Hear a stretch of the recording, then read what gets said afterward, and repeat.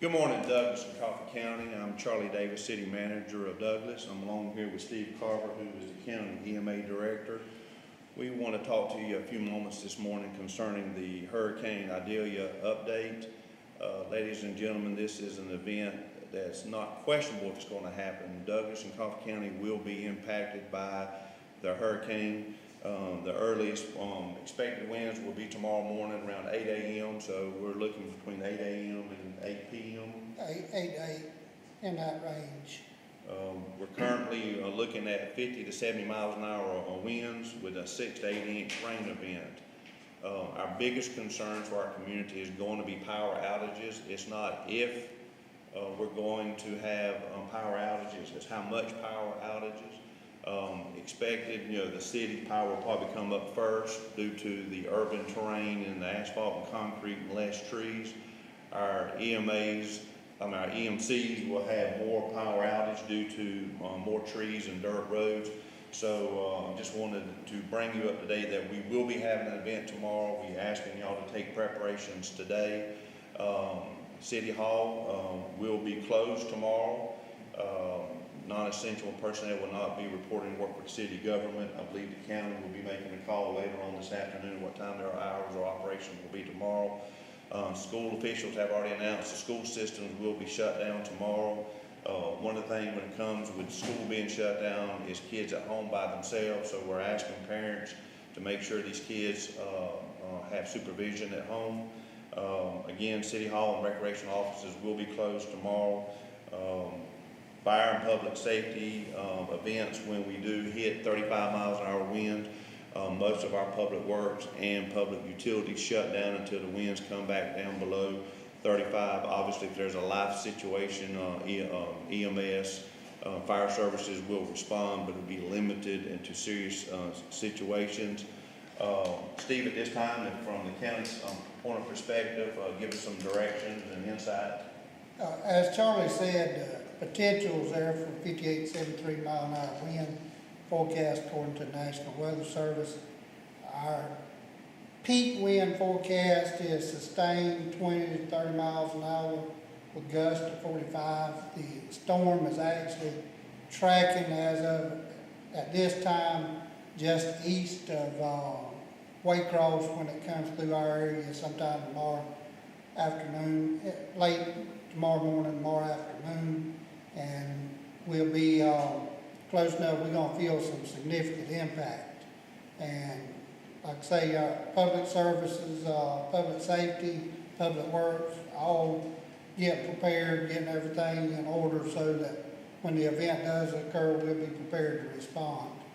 And as Charlie said, a couple of things that we want to emphasize is with school being out, is please make sure your children's got some adult supervision. They're not left home alone, especially the smaller children. And also your elderly and those with medical conditions. Please be aware that they're going to need assistance too. With the wind, if we have the sustained winds that they're predicting and the potential for the higher winds, the power outages is probably going to last several days in some of the rural areas, so need to take that into consideration as well. Well, and one of them, I guess they'll be making a call this afternoon. They're probably going to be upgrading Coffee County to a potential hurricane warning, depending on the current track. And talking about tracks, we've got two different models. One is just to the east of Waycross, and the other one is just to the west of Waycross. But don't let that fool people. If the eye's that close to Douglas, Coffee County, we will be impacted on this. And so, and our biggest concerns is that, the power outages, power lines on the road. So if you see a power line down, please assume that line is active and don't go up and touch it. Call in the 911. That power lines are on the road at XYZ area. Please do not touch those power lines. Again, also, while Charlie's on the power lines, if you do actually have power outages and got home generators or generator to run electrical appliances at your home, please be aware that if you plug them into the circuit without, the proper disconnects, you got the possibility of recharging the line, the actual incoming line. So this poses a danger to our public works, our electrical departments. When they're rebuilding the lines that's down, if a generator's backfeeding, it can cause those workers to get electrocuted as well. So please take that in mind when you are using generators at home as well. And like I say, just today's today to make sure you got the trampoline strapped down, the yard furniture, your plastic chairs and such outside. Make sure that they're secure and they're not going to be blown around tomorrow as well. Just to let everybody know too, we will be opening the shelter at Central Square Gym at 5 a.m. in the morning. This is a local shelter. It will not be a Red Cross shelter at this time.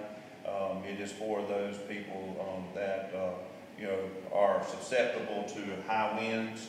Some of our structures, typically mobile homes, are not as safe as some, especially the older ones, are not as safe as some of the stick-built housing. So starting at 5 a.m. in the morning, the shelter operations will be open. It will be bare bones. There won't be cots and food.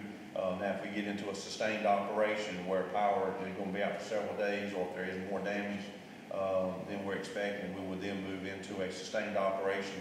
Then will be meals and other things. But for the first phase of the shelter, we'll just be getting people out of the weather, and then we'll move into sustained operations if it's needed.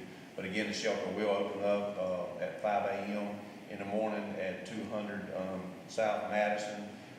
Central Gym Complex. So again, we'll be open at 5 a.m. And just let people of Coffee County City and Douglas know, local officials as well as some of our business partners and local partners, community partners have been meeting since 8:30 yesterday morning. We had 3 briefings and meetings yesterday, and already had one this morning, and we'll have some more throughout the day and throughout this event. So we're trying to stay up with the National Weather Service forecast and trying to deliver that message to each of you. And the Idalia Economic Development Authority and the Chamber will be reaching out to its members. At this moment, we are asking or encouraging businesses to scale back operations tomorrow. If dictated by events on the ground, we may be issuing some kind of order a little bit later on, but at this time it's voluntary closures of operations tomorrow. Especially if we have power lines down and stuff, we don't want it being complicated by people still trying to open for business. But at this moment, it's to make a judgment call for your business / your industry. But stay tuned to us and the county for any follow-up orders. And as the event passes through, we ask and encourage you not to get out on the roadways to look at the damage and try to be that first one on Facebook Live, because with a wind event, we're going to have power lines down, and this poses a hazard as well as it delays the workers from getting those resources restored. So the less traffic we can have after and during the event, the safer the community is going to be. And just speaking from a city standpoint, a lot of people are concerned about electricity and water. At any given moment, we have 2.5 million gallons of water stored in the air. We do have generators at certain locations. We do have an electric turbine. In a major event where we lost transmission, we can redirect power to keep our key facilities open: hospitals, jails, nursing homes, assisted living homes. So we're taking precautions on that. We have some extra generators coming in tonight. And so from a city standpoint, there's a lot of things moving. Steve can speak more on the county side of things. But the biggest thing we want people to realize, that I was out last night and people didn't know there was a hurricane coming to our area. We want to make sure people understand there is a hurricane coming. This will be an event for us. It will be wind. Depending on the directions, 6 to 8 inches of rain. So those areas that normally flood, wherever you live at, those areas, you may see a little bit of flooding in those very low areas. One of the best things right now, we do have a little bit of drought going on, and so some of the ponds and streams are low, so there'll be some retention in those areas, that will take a while to fill up, so it's not like we have full creeks and streams and pond situations. But at 8-inch rain, there will be some people affected by it just from the rain in the low areas. But again, this will be an event. It will be a wind event. There will be power outages, and there's priority restoring power.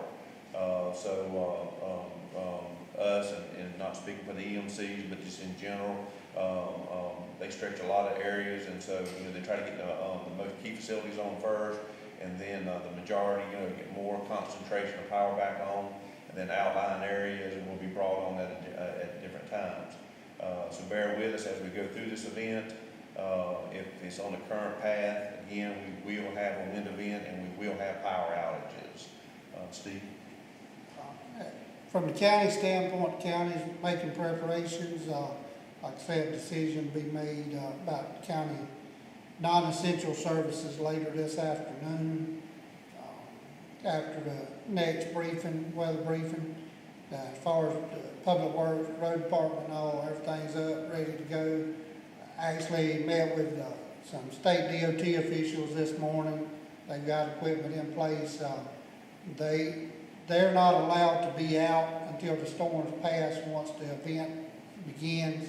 So state highways may be a little delay in getting some of those open, back up and flowing should we have trees and power lines down. But as we said earlier, please give our public works staff, our road department staff, room to work.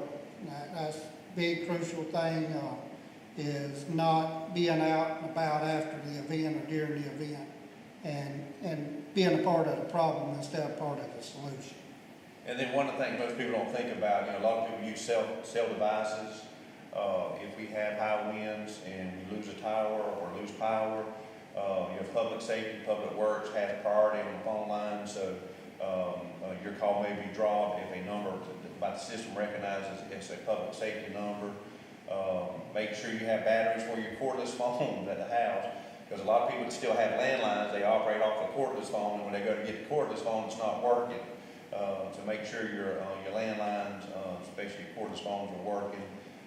Circuits liable to be jammed for a while during an event.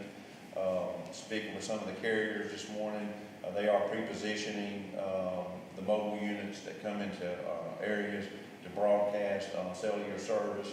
But like everything, there's only X amount of those units, and they will dispatch those areas that are getting the worst. So please, especially for your rural area, make sure you're able to sustain yourself for 2 to 3 days, and bear with us, your local governments and your public utilities, as we're able to bring services back online. And as Charlie said about sustaining yourself and your family for 2 to 3 days, when you go to the grocery store, take into consideration that you may be without power, so buy non-perishable items, stuff that doesn't necessarily need to be refrigerated. And like I say, hope and pray that the storm will dissipate before it makes landfall, but the current conditions, current forecast is it steadily strengthened in the Gulf today and overnight, and as it makes landfall tomorrow as a major hurricane, Category 3, just keep those impacted outside of our area as well as our area in your prayers and thoughts. Thank y'all. We'll have probably a follow-up forecast update 4 or 5 o'clock, somewhere in there. We've got a couple EMA calls this afternoon, and then we'll be back on air to update our citizens out there. Thank y'all.